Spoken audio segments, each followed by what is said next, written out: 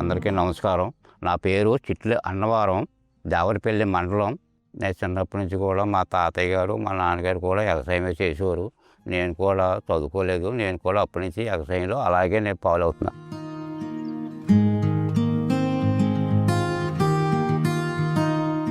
అప్పుడు నేను దాదాపు 40-30 సంవత్సరాల్లో నేను ఈ వరి సాగు చేసేవాడిని. చెరుకు తోటలు కూడా సాగు చేసేవాడిని. చెరుకు తోటలు కూడా దాదాపు 20 ఎకరాలు సాగు చేశా. 20 ఎకరాల్లో కూడా అప్పుడు ఇలాంటివి నాకు ఏమీ తెలీదు. నేను అప్పుడు ఈ మందులు నేను అప్పుడు వాడటం జరిగింది. వరిసేలకు కూడా అలాగే మందులు వాడా. ప్రకృతి వ్యవసాయం వాళ్ళు 3 ఏళ్ళ బట్టి తిరుగుతున్నారు. చూద్దాలే చేద్దాలే అంటా నేను అలాగా 2 సంవత్సరాలు ఈ యాసం తీసుకోలేదు. ఈ సంవత్సరం మట్టికి నేను తీసుకున్నా. ఈ వ్యవసాయంలో చాలా నాకు బాగుంటుందని అనిపించింది. నేను చేశా.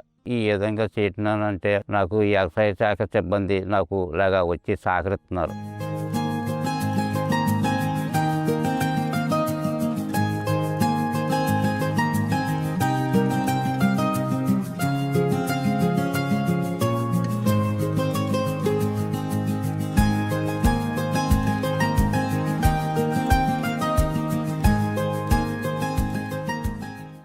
నేను పనిచేస్తున్న గ్రామంలో చిట్ల అన్నవరం గారికి 5 ఎకరాల కొబ్బరి తోట ఉండటం జరిగిందండి. ఆ 5 ఎకరాల్లో ఒక 1/2 ఎకరము అన్ని రకాల ఆకుకూరలను, కూరగాయ మొక్కలను మేము ప్రకృతి పద్ధతిలో ఆయన చేత చేయించడం జరిగిందండి. నేను మొదటగా అన్నవరం గారి దగ్గరికి వచ్చి నవధాన్యాల గురించి, ఏటీఎం గురించి చెప్పడం జరిగిందండి.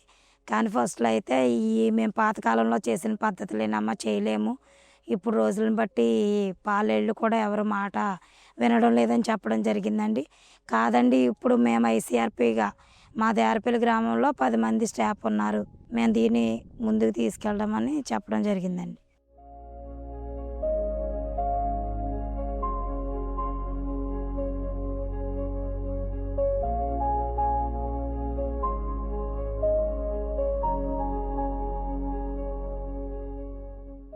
ఒక 1/2 ఎకరంలో ఆకుకూరలు, గోంగూర, తోటకూర, పాలకూర, చుక్కకూర, బెండపాదులు, వంకపాదులు అన్నీ పెట్టుకుంటాం జరిగింది. ఒక 1/2 ఎకరం ఆనపాదులు పెట్టుకున్నాం. ప్రతి 20 రోజులకు ఒకసారి నేను జీవామృతం మొక్కలకే పిచికారీ చేస్తున్నాను. అవసరాన్ని బట్టి కషాయాలు, ద్రావణాలు అన్నీ షేర్ చేయడం జరుగుతుంది.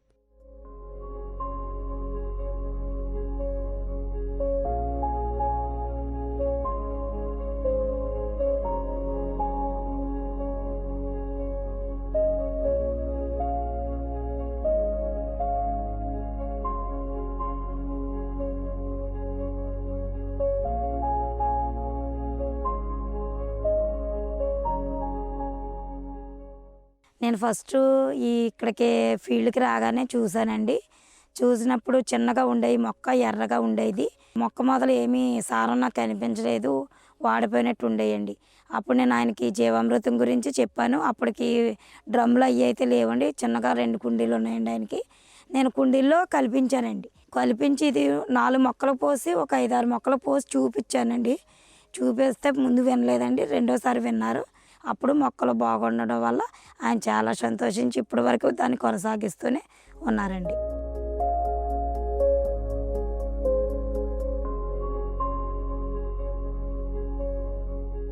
మా పొలంలో పండిన కూరగాయలు మేము తీసుకోగా మా చుట్టుపక్కల ఉన్న వాళ్ళందరికీ ఇవ్వటం, తర్వాత సోమవారం చాలలో అమ్మటం జరుగుతుంది.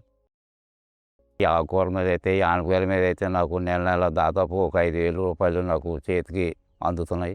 నా చేలో ఆనపకాయలు నేను డైలీగా రోజు కోసుకుని రోజు ఒక 50 కాయలు కుట్లకి నేను వేస్తున్నాను. నాకు దాదాపు రోజు ఒక 500-1000 రూపాయలు వస్తున్నాయి.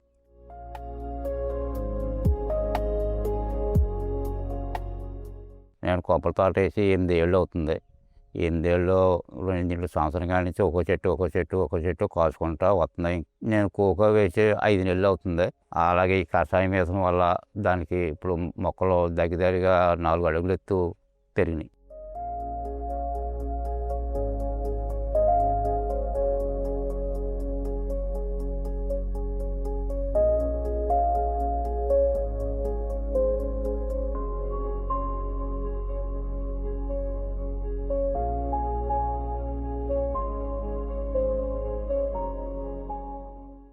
నేను మొట్టమొదటి వ్యవసాయం మొదలెట్టినప్పుడు మా అబ్బాయి, మా అల్లుడు గారు, మా ఇంటికాడ ఆడవాళ్ళు కూడా ఎత్తుకుని నీకు ఈ వయసులో వ్యవసాయం ఎందుకని మా వాళ్ళు నన్ను ఆపినా నేను మానలేదు.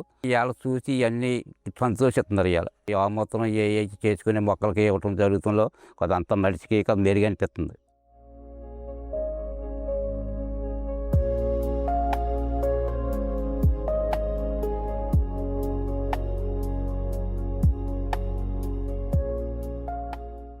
అన్నవరం గారిని 80 సంవత్సరాలు సుమారుగా ఉన్నా కూడా అప్పటికి కండి చేలో ఏదో ఒకటి ఆ జీవామృతాలు కలపడం అని మొక్క మొదలు శుభ్రాలు చేయడం అనేది జరుగుతుందండి. ఈ వయసులో కూడా ఎందుకండి ఈ పని అని మేము అడిగినప్పుడు దేవుడిచ్చిన ఆరోగ్యం ఉన్నప్పుడు పని చేసుకోవాలి కదమ్మా అని మాకు చెప్తూనే జరుగుతుందండి. ఆయన్ని చూసి ఈ పనిలో మేము ఇంకా ఉత్సాహంగా చేయడానికి ముందుకు వెళ్తున్నామండి.